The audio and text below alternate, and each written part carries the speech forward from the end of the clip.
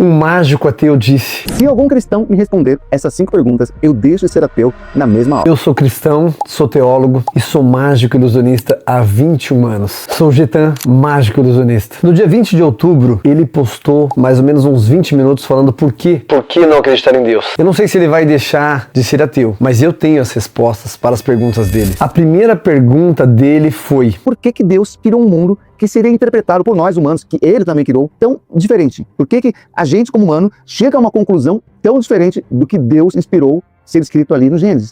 Uma coisa que todo mágico sabe é que conhecer o método não é necessariamente conhecer o fenômeno. O Gene Bugger, um mágico que era teólogo também, ele é um grande dos teóricos da mágica moderna, ele na verdade falou algo interessante sobre a questão de como é feito o método, o efeito e o significado. O que acontece? Na minha opinião, você só ficou na primeira parte, no método. Você não entendeu o efeito e nem o significado do que acontece em Gênesis. Que as descobertas científicas apontam para outro caminho. Você diz que o conceito científico vai de contrário aos preceitos bíblicos e que todos os cientistas são uníssonos em falar contrário ao Gênesis. Eu não sei de que cientista que você está falando, mas assim, pensemos em nomes como Isaac Newton, um dos maiores expoentes da ciência. Ele escreveu mais sobre a Bíblia do que artigos científicos. René Descartes, se falar dessa forma, René Descartes, ele na verdade desenvolveu um método científico que hoje toda a ciência utiliza, e ele era um cristão convicto. Georges Lemaitre, ele foi quem deu a teoria do Big Bang. E, pasmem, além de cristão, ele era padre, entre outros, porque na verdade os cientistas buscavam a ciência como uma ferramenta para entender melhor a criação. O Gene Bugger, um teórico, um dos maiores, além de mágico, ele era teólogo. E sabe o que é interessante? Ele propõe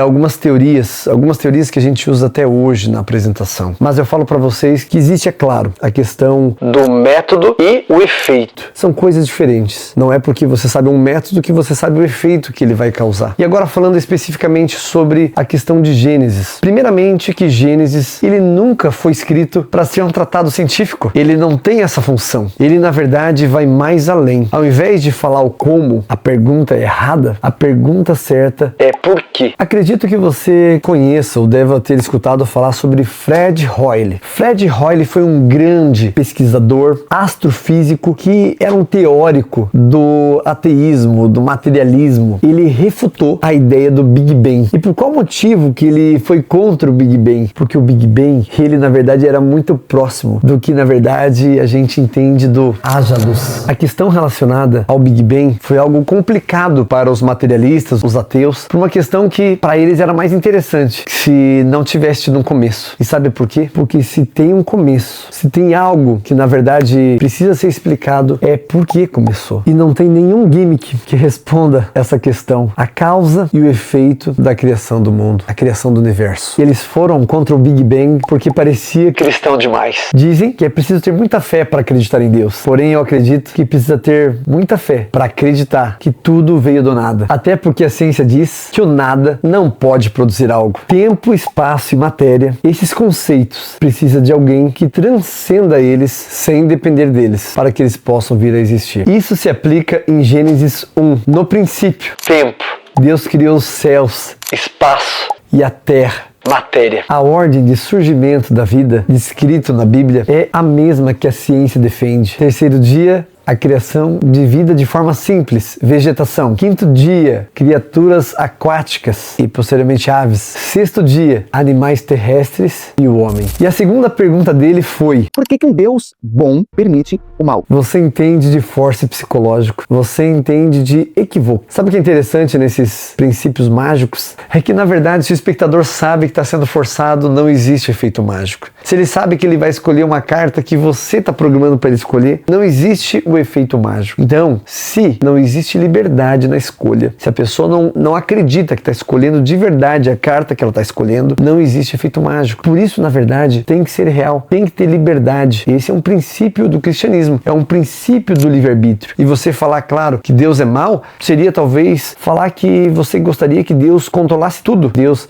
ele quer que tenha liberdade, ele não quer que tenha controle absoluto em cima de nossas vontades. E quando se fala em liberdade, nós entendemos sabemos que nem tudo que está escrito na Bíblia é o que Deus gostaria que tivesse acontecido. Até porque se fosse, seria impossível acreditar no livre-arbítrio. E existe uma diferença entre a vontade de Deus e uma vontade permissiva de Deus. O Nicolas pergunta, se Deus existe, por que existe o mal? Mas uma pergunta precisa ser feita antes. Como você sabe que existe algo mal? Quando alguém fala que Deus é injusto, ela está assumindo que existe justiça. C.S. Lewis, por exemplo, ele é um cristão, um escritor conhecidíssimo, mas ele era ateu. E ele era ateu porque ele achava que Deus era mau. Mas o que aconteceu que mudou a situação quando ele ficou pensando, o que seria justiça? O que seria injustiça? Como que ele mediria se Deus era mau? Qual era a régua que ele usaria? Algo que ele disse que você não pode chamar uma linha de torta sem acreditar que existe uma linha reta. Só se torna possível ver essa situação através de uma lente cristã. Se você é ateu, por exemplo, eu sou ateu, não passa de simples opiniões, já que o conceito de bem e mal é subjetivo, varia de cultura e ambiente. Ele deu um exemplo no ponto 3. Você tem 5 filhos, porque os criminosos, os abusadores também são filhos de Deus. Justo, tem 5 filhos, tá bom? Você é um pai com 5 filhos. O mais velho quer abusar do mais novo. Você permite para não interferir no livre-arbítrio dele? Você permitiria isso? Deus permite. E é claro que esse argumento, quando fala de um pai e de um filho, ele é um argumento muito emotivo. Isso é migirécio mental. Você potencializa o impacto afetivo para tirar o foco da falta de estrutura. Se Deus controlasse tudo que fosse ocorrer de mal, nós viveríamos num cenário controlado. Tamariz, ele fala que para um efeito mágico ser potente, ele precisa de impossibilidade real. Ou você acha que se alguém for assistir um número com periculosidade e ver que não tem perigo nenhum, isso vai arder no coração, vai acelerar o coração? Não acontece isso. O que precisa, na verdade, é de realidade. Precisa de liberdade. Senão, na verdade, não existe mágica. Se a carta não está sendo perdida para o espectador de forma real, não existe. Tem que ser verdadeiro. Tem que ser real. O cristianismo não apresenta um Deus distante, porque Deus não observa a dor de longe. Ele entrou na história. Ele sofreu traição, foi torturado, ele foi assassinado. O cristianismo, ele apresenta um Deus que entrou em nossa dor. E ele chegou a falar que a Bíblia foi corrompida. E esse Deus, que tudo pode, não garantiu que essa mensagem ficasse preservada, inalterada. É muita competência. Eles não conseguiam nem preservar a Bíblia. A Bíblia, ela é o documento antigo que mais existem cópias. E olha só que interessante, tem 5.800 cópias só do Novo Testamento em grego, documentos reais. Existem variações? Existem sim, e todas elas estão catalogadas. Todos sabem as variações que existem, às vezes de algum texto para outro, mas isso não interfere na tradução, não interfere na estrutura do texto, a tal ponto que nenhuma delas interfere na doutrina central, que é a doutrina da salvação. Mas isso eu vou deixar para outro vídeo. Qualquer estudioso sério de crítica textual, mesmo os não cristãos, vão concordar com isso. E Jesus Cristo e sua morte e ressurreição se trata de um dos eventos da história da humanidade mais bem documentados que a gente tem. Mais bem documentados do que César, Alexandre o Grande, Platão. E é justamente por isso que é possível comparar as diferenças e reconstruir o texto original com altíssima precisão. E o argumento da incompetência divina revela uma confusão de categoria. Deus escolheu se comunicar através da história humana e não apesar dela. E no último ponto, no último tópico, essa na verdade é interessante de se falar. Todo mundo descende de Noé. Mas em algum momento, todos os povos que não são daquela região esqueceram disso. Essa história de Noé não vai aparecer nos povos aqui, da Mesoamérica, dos esquimós, dos aborígenes. Não. Só aparece em quem continuou na região por ali. Não é estranho? Não lhe parece muito que esse Deus é regional?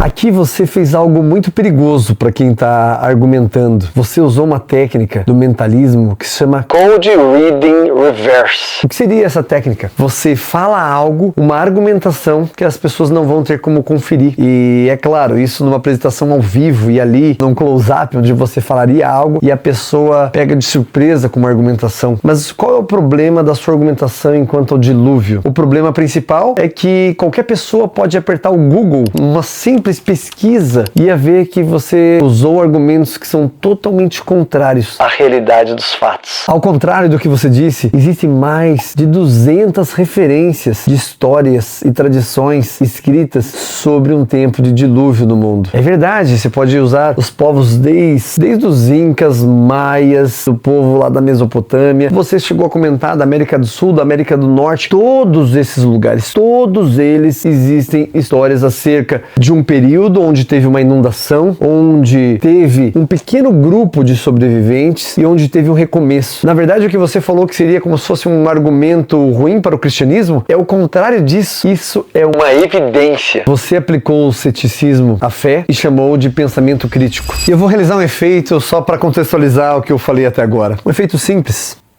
O que eu vou fazer? Eu vou tirar uma carta simples. Uma carta. Essa carta é perdida no meio do maço. Simplesmente ela é perdida e ela aparece agora depois de um estralo no topo do baralho. É claro que o espectador, de uma forma geral, vai ficar pensando como que essa carta apareceu no topo? E é claro, por ele não saber como que aconteceu, ele vai vir a pensar que é mágica, que não existe uma resposta para isso, porque é mágico. E eu falo para você,